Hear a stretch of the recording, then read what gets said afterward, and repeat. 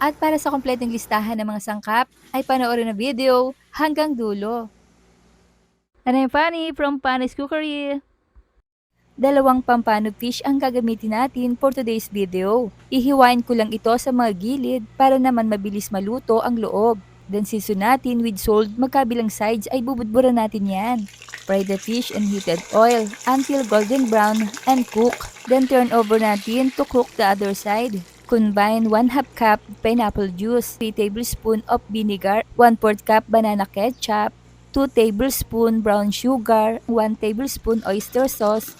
Maglagay tayo ng luya, then stir fry din natin ang carrot, add the bell peppers, and add the onion. At ibuhos na natin ang ating inihandang sauce. Do not stir and let it boil. We have 1/3 cup of water and 3 teaspoon of cornstarch. Season natin ito with salt and chili powder to taste.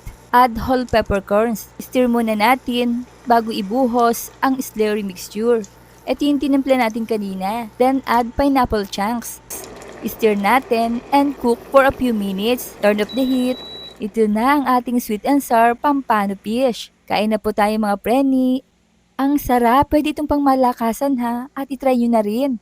Approve na approve.